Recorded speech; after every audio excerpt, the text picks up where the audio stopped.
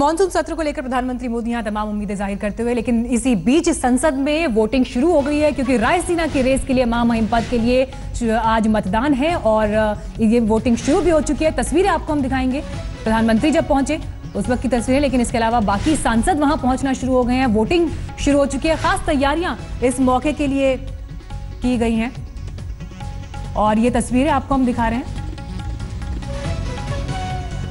प्रधानमंत्री मोदी वोट डाल चुके हैं। यहां बीजेपी के अध्यक्ष अमित शाह को भी आप इन तस्वीरों में देख रहे हैं। मुरली मनोहर जोशी वहां पहुंचे मतदान के लिए। खास तैयारियों के बीच दिग्गजों का पहुंचना शुरू हो गया है। बड़े बड़े चेहरे दिखाई दे रहे हैं। नामांकन से लेकर आज मतदान तक की तस्वीर।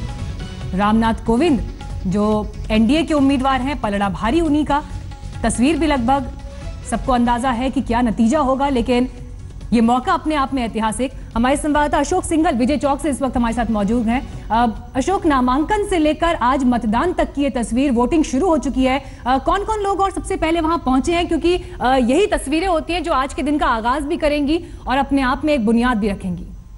देखिए, प्रधानमंत्री नरेंद्र मोदी, बीजेपी प्रेसिडेंट अमित शाह, तमाम लोग वहां पहुंच गए हैं वोट डालने के लिए और सोनिया गांधी और प्रधानमंत्री एक ही टेबल पे वोट डालेंगे। सबसे इंटरेस्टिंग बात ये होगी, हालांकि वो उन्होंने अपना उम्मीदवार उतारा है मीरा कुमार को, उन्होंने रामनाथ कोविंद उतारा है, लेकिन एक ही टेबल पे मोदी और सोनिया गांधी वोट डालेंगे। और सुबह से 10 बजे से सिलसिला शुरू हुआ है वोट डालने का और 5 बजे तक पोलिंग होगी। उसके बाद 20 तारीख को काउंटिंग होगी। लेकिन इंटरेस्टिंग है कि प्रधानमंत्री ने सुबह आते ही संसद भवन में अपनी बात रखी मीडिया के सामने और कहा कि चर्चा होनी चाहिए, उत्तम स्तर की काम होने चाहिए इस संसद में, इसका पॉजिटिव ढंग से फायदा उठाना चाहिए इस हाउस का। दोनों सत्ता पक्ष और विपक्ष को मिलकर के काम करना चाहिए जो जनता के काम है। और कल प्रधानमंत्री ने ऑल पार्टी मीटिंग में भी कई सवाल उठाए थे, चाहे गौरक्षा के नाम पर जो हिंसा हो रही है उसको लेके कहा था कि कड़ी कार्रवाई होनी चाहिए। भ्रष्टाचार को लेके सवाल उठाए थे कि भ्रष्टाचार के में जो लिप्त हैं जो नेता, उनका साथ नहीं देना चाहिए। नाम नहीं लिया लालू प्रसाद यादव का, लेकिन कहीं ना कहीं लालू प्रसाद यादव पर निशाना था। तो आज हालांकि संसद की कार्रवाई ज़्यादा चलेगी नहीं क्योंकि विनोद खन्ना की लोकसभा सांसद के नाते डेथ हुई थी और राज्यसभा में अनिल माधव दवे की हुई थी।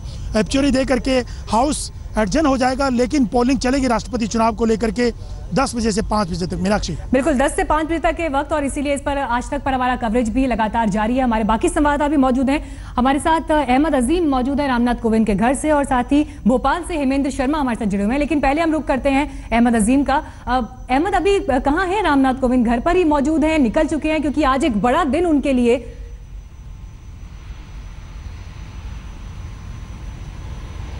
बिल्कुल मीनाक्षी, घर पर ही वो मौजूद हैं। देर रात वो महेश शर्मा का जो ये 10 अकबर रोड का आवास है, सरकारी आवास, यहाँ पर वो आए थे।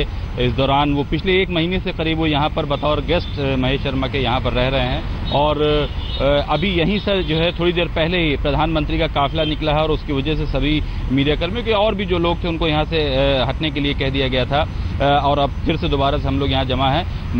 रामनाथ कोविंद घर में ही मौजूद हैं और महेश शर्मा चूंकि खुद भी वोट करने जाएंगे तो उसके बाद हो सकता हो कि रामनाथ कोविंद भी जो है बाहर आएँ और हो सकता हो कि हमें मौका मिले उनसे बात करने का भी। जी बिल्कुल, तो इंतजार इस बात का भी रहेगा कि घर के बाहर किस तरह की रौनक जुटती है, क्योंकि कुछ देर पहले हमने आपको तस्वीरें दिखाई थी मीरा कुमार के घर के बाहर कैसे उनके समर्थक जुटना शुरू हो गए थे और उन्हें बधाई भी दे रहे थे। हालांकि कांग्रेस और यूपीए ने जिस तरह से अपने उम्मीदवार को उतारा, सवाल लगातार यही कि आंकड़े रामनाथ कोविंद के पक्ष में ज्यादा हैं, तो ऐसे में क्या विपक्ष ये लड़ाई लड़ने से पहले ही हार चुका है? ये सवाल लगातार बना है। लेकिन हमारे साथ भोपाल से हेमेंद्र शर्मा है, साथ ही बिहार विधानसभा से सुजीत झा भी इस वक्त मौजूद है। सुजीत, बिहार विधानसभा बहुत खास इसलिए क्योंकि एक तो वहां पर भी वोटिंग अब लगभग शुरू हो ही चुकी होगी, लेकिन जिस तरह से नीतीश कुमार रामनाथ कोविंद के समर्थन में आए और महागठबंधन पर सीधी सीधी पहली दरार के तौर पर इसे देखा गया, तो इसलिए बिहार विधानसभा की स्थिति और ज्यादा दिलचस्प और खास हो जाती है।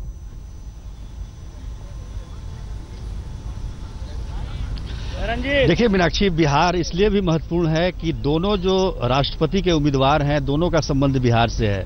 मीरा कुमार बिहार की बेटी हैं तो रामनाथ कोविंद यहाँ के राज्यपाल रह चुके हैं, तो ऐसे में काफी दिलचस्प लड़ाई है यहाँ पर। और यही आधार बांधकर नीतीश कुमार ने और उनकी पार्टी जनता दल यू ने महागठबंधन में रहते हुए रामनाथ कोविंद को समर्थन दिया है, तो दूसरी तरफ कांग्रेस और आरजेडी मीरा कुमार का समर्थन कर रही है, इस नाते भी कि वो बिहार की बेटी है, और ये अपील भी वो जारी कर रहे हैं कि अंतरात्मा की आवाज पर वोट डालना चाहिए। यहाँ पर वो रोक रही हूँ, इस वक्त बीएसपी अध्यक्ष मायावती कुछ बोल रही हैं, आइए सुन लेते हैं। इस बार जो एनडीए ने और जो विपक्ष की पार्टियों ने, यूपीए ने, उसमें हम भी शामिल हैं समर्थन देने में, तो दोनों तरफ से जो राष्ट्रपति पद के लिए उम्मीदवार खड़ा किया गया है तो वो दलित वर्ग का है, और ये पहला मौका है कि दोनों तरफ से दलित वर्ग का कैंडिडेट राष्ट्रपति पद का उम्मीदवार बना है। और ये देन किसकी है? परम पूज्य बाबा साहब डॉक्टर अम्बेडकर की है। ये देन मान्यवर श्री कांशीराम जी की है। ये देन बहुजन समाज पार्टी की है। तो जिसकी वजह से तो दोनों तरफ से जब एनडीए ने शुल्कास्ट को खड़ा किया तो दूसरी तरफ से भी शुल्कास्ट का कैंडिडेट आया। इसलिए मैं आपको ये बताना चाहती हूँ, आज जो वोटिंग हो रहा है, जब रिजल्ट आएगा तो जब भी चुनाव होता है तो एक की जीत होती है, एक की हार होती है। जीत हार एक अलग चीज है, लेकिन अच्छी बात यह है कि दोनों में से कोई भी जीते, लेकिन खुशी की बात यह है कि शुल्कास्ट का आदमी तो देश का राष्ट्रपति बनेगा। मैं समझती हूँ कि ये हमारी मूवमेंट के लिए, पार्टी के लिए ये बहुत अच्छी बात है। और बीएसपी की वजह से एनडीए को, बीजेपी को दलित वर्ग का आदमी राष्ट्रपति पद के लिए उतारना पड़ा और दूसरी तरफ से भी उतारना पड़ा। अब मैं चलती। राजनीति का बड़ा चेहरा मायावती यहाँ पर ये एक बात साफ तौर पर कहते हुए कि चाहे जीत किसी की हो, हार किसी की हो, लेकिन एक दलित देश का राष्ट्रपति बनेगा, ये एक बड़ी बात है देश के लिए भी। हालांकि रामनाथ कोविंद जिनका पलड़ा भारी है, वो राष्ट्रपति जब बनेंगे तो देश के दूसरे राष्ट्रपति होंगे जो दलित हैं। हमारे तमाम संवाददाता हमारे साथ बने हुए हैं। अशोक सिंघल का रुख एक बार फिर से करते हैं।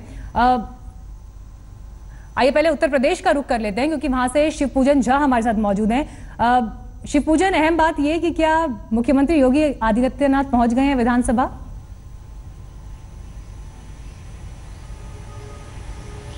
जी हाँ, देखिए थोड़ी देर में ही वोट डालने वाले हैं और उनके लिए बहुत बड़ा कहा जा सकता है उत्तर प्रदेश में लिटमस टेस्ट है, क्योंकि समाजवादी पार्टी फूट के कगार पर है। लगातार हमने सुना है किस तरीके से समाजवादी पार्टी के अंदर से अलग अलग बयान आ रहे थे। एक धड़ा था, वो चाहता था रामनाथ कोविंद को समर्थन देना। अब योगी आदित्यनाथ कितना समर्थन समाजवादी पार्टी से भाजपा के कैंडिडेट के पक्ष में जुटा सकते हैं, ये उनके लिए बहुत बड़ी चुनौती होगा। तो दिन काफी महत्वपूर्ण होने वाला है। और उसके बाद जिस तरीके से कमान संभाली है योगी आदित्यनाथ ने सत्ता की उत्तर प्रदेश में, उसके बाद अगर जो पहले से ही पलड़ा भारी है रामनाथ कोविंद का, उसको और कितना भारी कर सकते हैं, ये बड़ा सवाल रहेगा। शिवपूजन, इस तरह की खबरें भी आ रही हैं कि समाजवादी पार्टी की तरफ से क्रॉस वोटिंग हो सकती है, क्या आपके सोर्सेस कह रहे हैं इस पर? निश्चित रूप में ये बहुत बड़ी संभावना है। और हमने सुना किस तरीके से चाचा शिवपाल लगातार बयान दे रहे थे कि मुलायम सिंह यादव का उनको समर्थन प्राप्त है और मुलायम सिंह यादव के आशीर्वाद के बाद वो रामनाथ कोविंद को वो समर्थन करेंगे। साथ ही उन्होंने एक अपील भी जारी की थी कि जितने भी ऐसे विधायक हैं जो उनका समर्थन करते हैं, उनको चाहिए कि वो रामनाथ कोविंद को वोट करें। तो क्रॉस वोटिंग की बहुत बड़ी गुंजाइश है और सपा के लिए एक बहुत बड़ा ये चैलेंज हो सकता है। निश्चित रूप में एक बहुत बड़ा चैलेंज हो सकता है अखिलेश यादव के लिए। जी, तो यहाँ पर ये खास बात है कि कुछ वक्त पहले अनंत कुमार ने भी ये कहा कि 40 पार्टियां हैं जो समर्थन दे रही हैं, उससे ज्यादा भी ये समर्थन आ सकता है। ऐसे में जो पलड़ा है वो रामनाथ कोविंद का भारी, लेकिन फिर भी क्या स्थिति उभर कर आती है, इस पर हम लगातार अपडेट अपने संवाददाताओं से ले रहे हैं। सुजीत हमारे साथ पटना विधानसभा से बने हुए हैं। सुजीत, अभी वहां पर क्या तस्वीर निकल कर आ रही है, क्या जानकारी सामने आ रही है?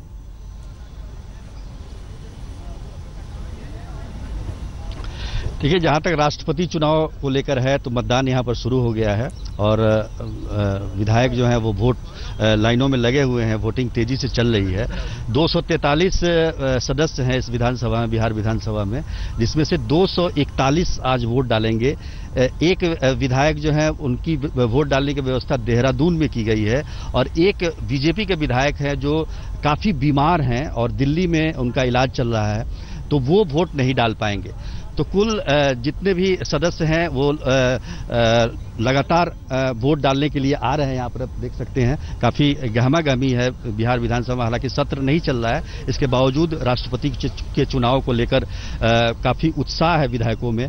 और जो महागठबंधन में जो बिखराव हुआ है राष्ट्रपति के चुनाव को लेकर, कांग्रेस और आरजेडी एक तरफ है और जेडीयू एक रामनाथ कोविंद के समर्थन में है, तो ये काफी दिलचस्प बनाता है यहाँ के चुनाव को। दोनों तरफ से ये दावे किए जा रहे हैं कि अंतरात्मा की आवाज पर क्रॉस वोटिंग होगी, क्योंकि दोनों का संबंध बिहार से है।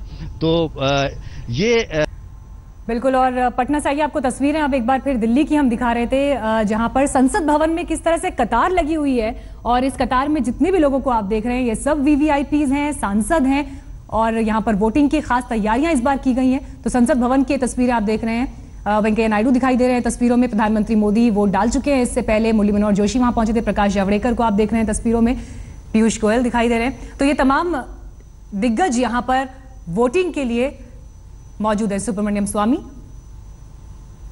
साथ ही गिरिराज सिंह। आइए रुक करते हैं हम एक बार भोपाल का, जहां से हेमेंद्र शर्मा हमारे साथ मौजूद हैं। हेमेंद्र, मध्य प्रदेश बीजेपी का गढ़, और बीजेपी के लिए ये चुनाव अहम इसलिए भी क्योंकि उनकी नॉमिनेट की गई कोई हस्ती राष्ट्रपति पद की सबसे प्रबल दावेदार मानी जा रही है, और लगभग आसार भी यही है कि रामनाथ कोविंद जीतेंगे। तो ऐसे में ये बड़ा दिन बीजेपी के लिए। मध्य प्रदेश विधानसभा की क्या स्थिति है, वहां पर वोटिंग को लेकर क्या जानकारी मिल रही है? जी, मध्य प्रदेश विधानसभा में मतदान शुरू हो गया है, और अभी से थोड़ी देर पहले, लगभग 2 मिनट पहले, मुख्यमंत्री शिवराज सिंह चौहान विधानसभा के अंदर गए हैं और वो अपना मत डालेंगे। मध्य प्रदेश विधानसभा का जहां तक सवाल है, 230 सीटें मध्य प्रदेश विधानसभा में हैं। 228 विधायक जो है अपना मतदान डालेंगे। एक विधायक की जो है पिछले 2 महीने पहले मृत्यु हो गई थी, वो नहीं है वोट। और दूसरे जो है गद्दावर, जो यहाँ के मुख्यमंत्री शिवराज सिंह के जो राइट हैंड माने जाने वाले नेता नरोत्तम मिश्रा हैं, उनको चुनाव आयोग ने अयोग्य करार दिया है। और कल शाम तक, इनफैक्ट 4 बजे तक जो है बीजेपी कोशिश करती रही। डबल बेंच हाई कोर्ट का दिल्ली में अपील किया गया, लेकिन अंत में उनको वोट डालने की अनुमति नहीं दी गई, क्योंकि पेड न्यूज के लेकर के जो है। हेमेंद्र, इस बीच हम तस्वीरें भी अपने दर्शकों को दिखा रहे हैं। प्रधानमंत्री मोदी वोट डालकर बाहर निकले हैं, और ये तस्वीरें आप इस वक्त देख रहे हैं। इससे पहले संसद भवन की तरफ जाते हुए उन्होंने मानसून सत्र को लेकर तमाम खास बातें कही, साथ ही आज के चुनाव का भी जिक्र किया और कहा कि यह सत्र अपने आप में विशेष है, और इसीलिए पूरे देश की निगाहें इस पर हैं, क्योंकि इस सत्र में देश से जुड़ी ऐसी कई घटनाएं हैं, चाहे वो स्वतंत्रता दिवस हो, अगस्त क्रांति का वक्त हो, क्विट इंडिया मूवमेंट हो, या फिर जीएसटी की सफलता का जिक्र उन्होंने किया। और ये तस्वीरें उत्तर प्रदेश से आपको हम दिखा रहे हैं। मुख्यमंत्री योगी आदित्यनाथ वोट डालने के लिए जिस वक्त वहां पहुंचे, ये तस्वीरें उस वक्त की।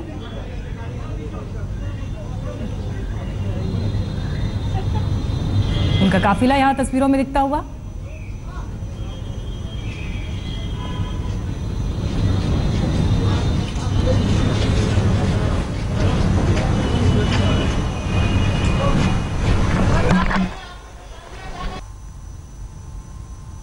तो सुबह 10 बजे से लेकर शाम 5 बजे तक का वक्त है जब वोटिंग चलेगी। इस दौरान संसद से लेकर देश की अलग अलग विधानसभाओं में मतदान जारी है। ये हम आपको संसद भवन की तस्वीरें दिखा रहे हैं, और ये यूपी विधानसभा की तस्वीरें आप देख रहे हैं।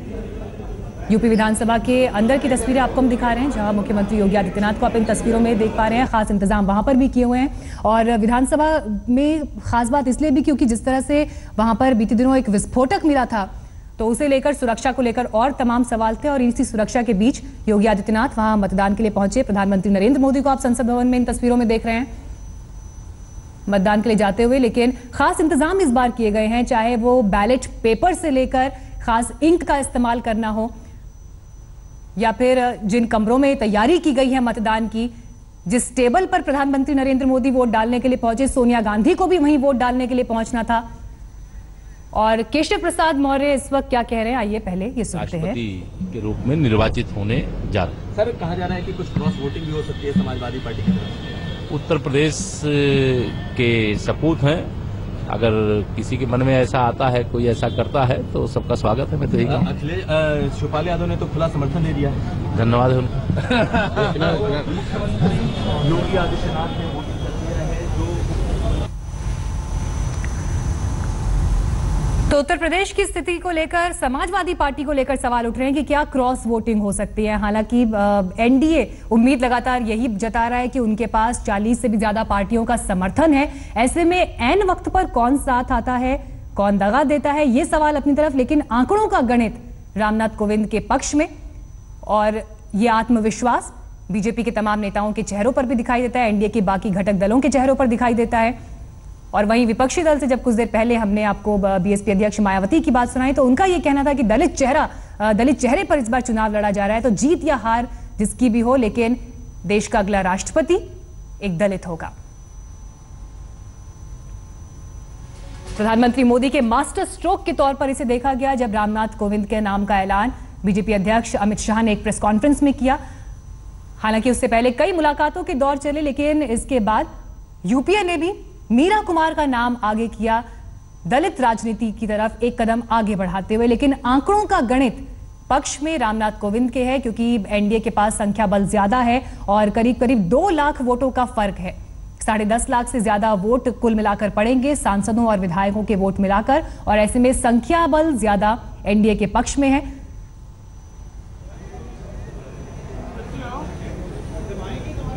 नमस्ते। हमारे साथ इस वक्त मौजूद हैं मुख्यमंत्री योगी आदित्यनाथ जी, जिन्होंने अपना वोट कास्ट किया है। सर, आपने महामहिम केस में वोट कास्ट किया, क्या क्या? देखिए, मतदान 10 बजे से प्रारंभ होना था और इसलिए मुझे यहीं लखनऊ में मतदान करना था। लगभग सभी मान्य विधायकगण भी आ चुके हैं और इसलिए मैंने भी तिलक हॉल में अपना मतदान किया है। भारतीय जनता पार्टी और उसके सहयोगी दल समर्थित श्री रामनाथ कोविंद जी भारी बहुमत से चुनाव जीतेंगे। उत्तर प्रदेश को पहली बार यह अवसर प्राप्त हो रहा है कि वह राष्ट्रपति दे रहा है। हम इसके लिए आदरणीय प्रधानमंत्री जी और राष्ट्रीय अध्यक्ष जी के प्रति आभारी हैं कि उन्होंने उत्तर प्रदेश को यह सौभाग्य दिया है। हम सब के लिए गौरव का क्षण होगा कि जब परिणाम सामने आएंगे तो उत्तर प्रदेश का एक सपूत देश के सर्वोच्च संवैधानिक पद पर विराजमान होने के लिए अग्रसर होगा। हमारी अग्रिम शुभकामनाएं श्री रामनाथ कोविंद जी की। दलित वर्सेस दलित की बात कही जा रही है कि ऐसा कुछ दलित वर्सेस दलित हो रहा है? देखिए, यह सौभाग्य उत्तर प्रदेश में आदरणीय प्रधानमंत्री जी और आदरणीय श्री अमित शाह जी ने दिया है, उत्तर प्रदेश को दिया है। एक गांव, एक गरीब, एक किसान और एक दलित परिवार से जुड़े हुए व्यक्ति को देश के सर्वोच्च संवैधानिक पद पर बिठाने का जो सौभाग्य प्रदान किया है, मैं उत्तर प्रदेश की जनता की ओर से आदरणीय प्रधानमंत्री जी, आदरणीय राष्ट्रीय अध्यक्ष जी का आभार व्यक्त करता हूं। प्रत्याशिता पहले एनडीए की थी और प्रधानमंत्री जी की हमेशा सोच रही है कि वंचितों को और समाज के अंतिम पायदान पर खड़े हुए तबके को प्रतिनिधित्व मिलना चाहिए, अधिकाधिक प्रतिनिधित्व मिलना चाहिए। कांग्रेस और उसके सहयोगी दलों ने तो बाद में केवल आपस में लड़ाने के लिए इस प्रकार का वो किया है। अच्छा होता सभी लोग मिलकर के देश के सर्वोच्च संवैधानिक पद के लिए एक सर्वानुमति बनाते, लेकिन चुनाव की नौबत आई है तो भी भारतीय जनता पार्टी और समर्थित दलों के प्रत्याशी भारी बहुमत से चुनाव। इस बार सर क्या क्रॉस वोटिंग की संभावना है, क्योंकि शिवपाल यादव ने समर्थन की घोषणा की? देखिए, अच्छा होता कि उत्तर प्रदेश के सभी लोग, एक गरीब, एक किसान और एक दलित परिवार से जुड़े हुए उत्तर प्रदेश की माटी के सपूत श्री रामनाथ कोविंद जी को अपना समर्थन देते। और मैं धन्यवाद दूंगा श्री मुलायम सिंह जी को और श्री शिवपाल यादव जी को और उन सभी सदस्यों को कि जिन्होंने श्री रामनाथ कोविंद जी के पक्ष में जो लोग समर्थन दे रहे हैं।